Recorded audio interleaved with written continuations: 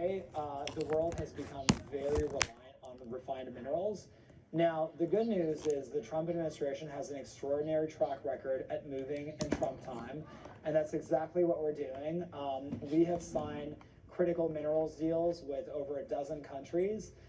In Pax Silica, we spent a whole portion of the day entirely focused on mineral security. That's why Australia is part of it. That's exactly right. Australia is part of it. We are going to make announcements about the expansion of Pax Silica in the next few weeks. Can't tease a little bit? It's countries that have a keen interest in mineral security and who are going to be really great partners on this effort. And so ultimately, we are racing to and launching basically an Operation Warp Speed to change the status quo. I think in a lot of ways, these are the kinds of moments where America performs the best in, when there is a climate of urgency, there's a crisis, and all of a sudden it's all hands on deck, and you have entrepreneurs and policymakers working hand in hand to solve a really hard problem. And one of the exciting things about Pax Silica is that it creates a platform where we can actually have conversations with our closest government partners as well as companies from those countries. And those countries are home to some of the very best companies in the world from different industries. And so being able to have those discussions and cross-pollination of expertise is invaluable. Look, you see round corners. That's why you've been in venture before. You're early in Google, and ultimately you were looking at national security threats before many others were, and concerned about supply chains. Where's 2026 going to go in terms of that anxiety? Rare earths, clear, but everyone's talking about nuclear, about quantum. Where does it continue to push forwards to?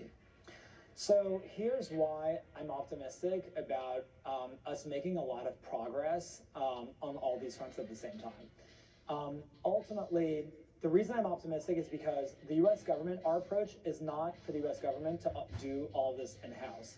If that was our approach, we would have a serious problem on our hands.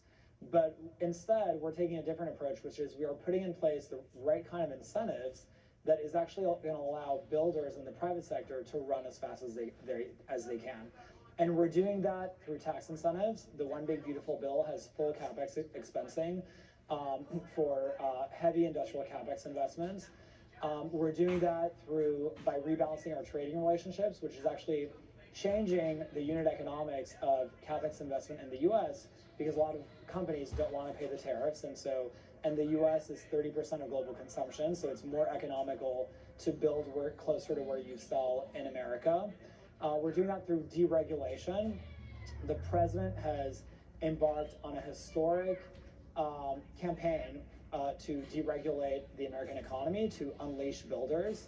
And we're doing that through energy dominance, which is a real game changer. And one really can't overstate the importance of having access to abundant, cheap energy.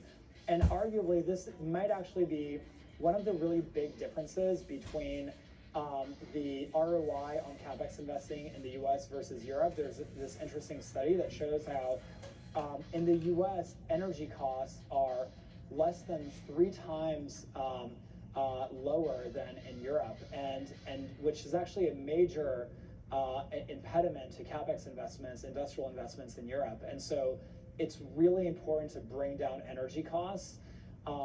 What expense of the climate for that? Are you talking about the environmental climate? Or? Exactly. Well, I mean, I will say the West, the US and Europe, our emissions are going down. We are definitely not the biggest polluters. And so, I think at this point, climate-related questions should be, really directed at the biggest polluters. And so, I think the West has actually been the good student in class. I mean, we have been diminishing our climate footprint for a lot of time. And the other thing that I would add on the climate issue, because it's a really interesting debate, the focus on solar and wind is not climate friendly. I mean, you have to blow up entire mountains to create, batteries and solar panels. And it's really not that clean. It just so happens that you're not doing it in Europe, you're doing it in a different part of the world, but it's the same planet. And so you're still wrecking the environment. Fundamentally, in the Republican Party, it's not that we don't believe in climate, it's that we want to pursue sensible climate approaches through innovation, not regulation. Like nuclear, for example. Like nuclear. And the president, one of the first executive orders that he signed after entering office was an executive order on nuclear energy. And I see my colleague right here, who is at the Department of Energy, under Secretary Gill, who has done some really great work on nuclear energy. And this is a very pro-nuclear energy administration. Let's talk, therefore, about what this means for the US consumer as well. We're at a consumer show. Yeah. There's anxiety around the implications of AI, but also the implications of rare earth metals or using more energy to power the data centers that suddenly hike up their prices. How are you discussing this internally? How are you discussing it with the population? Yeah, and it's such an important question because there's been this narrative that's been sown in a lot of academic corners about how AI is going to lead to mass jobs dislocation. And fundamentally, we're just not seeing that. Here's what we're seeing. The US economy is growing at 4.3%. Unemployment remains historically low, around 4%, which is actually below full employment levels at about 5%. So we're at full employment. Inflation remains very low. And the American economy is actually operating on all cylinders. There is historic CapEx investments that are leading to unprecedented demands for everything from plumbers to electricians. So that's part number one. Part number one is, what are we seeing today? We're just not seeing any job dislocation today. Part number two is, let's look at the history. Let's examine the thesis of, have there been massive jobs dislocation from innovations in the past? And the answer is not really. The PC revolution caused a lot of anxiety back in the day because people said it's going to lead to job dislocation of secretaries and accountants. And what we saw is that the personal computer revolution led to the creation of 19 million new jobs. It led to the creation of the entire software industry, trillions of dollars in economic activity. Our largest companies today are basically all born out of the PC revolution. And so ultimately, the kind of anxiety that we're seeing, to me, isn't really backed by history nor current day conditions. And the last point that I would add is, there's this really fascinating economic theory called Jevons paradox, which basically says that efficiency drives demand. When the use of a resource becomes more efficient, demand for that resource goes up. The price of personal computers has gone down. The size of personal computers has gone down. Personal computers used to be these huge monstrosities that used to be the size of a room, super expensive.